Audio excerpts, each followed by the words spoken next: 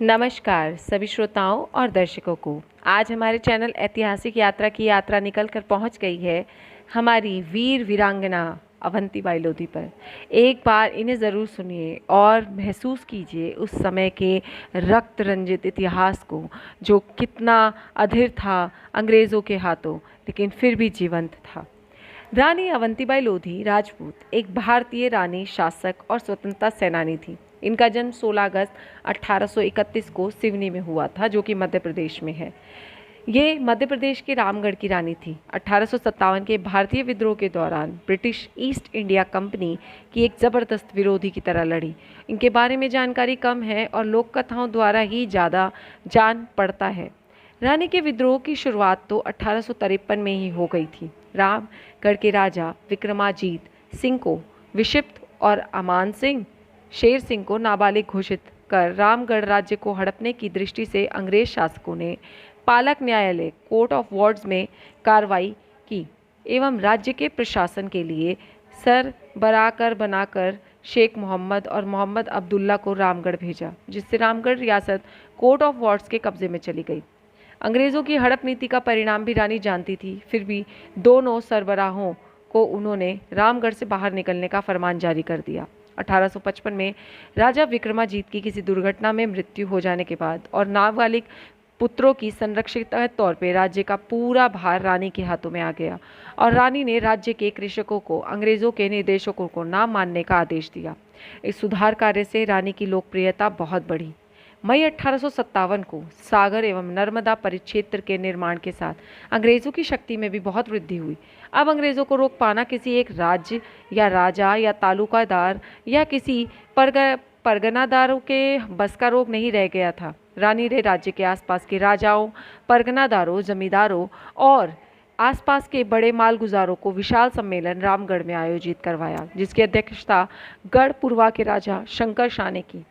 इस गुप्त सम्मेलन की खबर जबलपुर के कमिश्नर वॉडिंगटन को भी नहीं लगी। गुप्त सम्मेलन में लिए गए निर्णय के अनुसार प्रचार का दायित्व रानी पर था। एक पत्र और 2 काली चूड़ियों की एक पुड़िया बनाकर प्रसाद के रूप में वितरित की गई। पत्र में लिखा गया कि अंग्रेजों से संघर्ष के लिए तैयार रहो या चूड़ियां पहनकर घर में बैठ जाओ और आज़ादी का सपना देखना छोड़ दो। पत्र सौहार्द और एकजुटता का प्रतीक था, तो चूड़ियां पुरुषार्थ जागृत करने का एक सशक्त माध्यम। देश के कुछ क्षेत्रों में क्रांति का शुभारंभ हो चुका था। 1857 में 52वीं देसी पैदल सेना जबलपुर सैनिक केंद्र की सबसे बड़ी सैनिक शक्ति थी। 18 जून को इस सेना के एक सिपाही ने अंग्रेजी सेना के एक अधिकारी पर घातक हमला किया। जुलाई 1857 में मंडला के परगनादार उमराव सिंह ठाकुर ने कर देने से साफ इनकार कर दिया और इस बात का प्रचार करना शुरू कर दिया कि अंग्रेज़ों का शासन अब समाप्त हो गया है, कोई भी इसे कर ना दे और अंग्रेज़ों को खदेड़े। अंग्रेज़ विद्रोहियों को डाकू और लुटेरा कहते थे।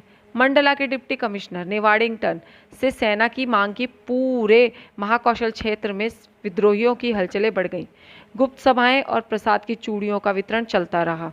इस बीच राजा शंकर शाह और राजकुमार रघुनाथ शाह को दिए गए मृत्युदंड से अंग्रेजों की नृशंसता का व्यापक प्रतिक्रिया हुई। वे इस क्षेत्र के राज्यवंश के प्रतीक थे।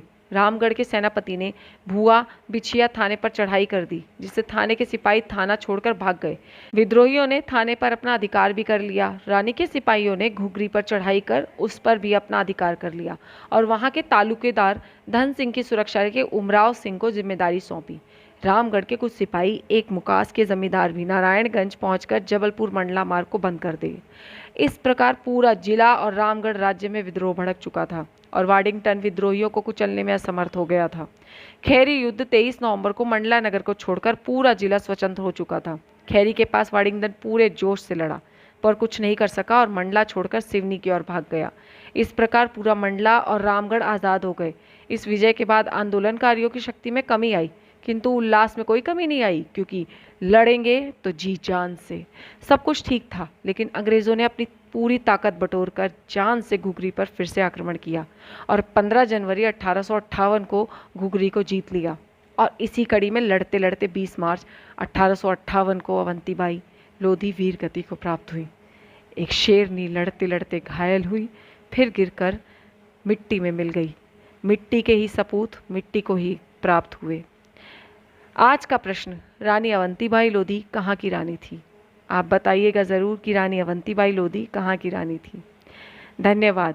यदि आपको मेरा ये चैनल पसंद आए तो कृपया करके मुझे समर्थन ज़रूर दें। आप अपना समर्थन मुझे लाइक, शेयर और कमेंट के द्वारा दे सकते हैं। सब्सक्राइब भी ज़रूर करें। धन्यवाद।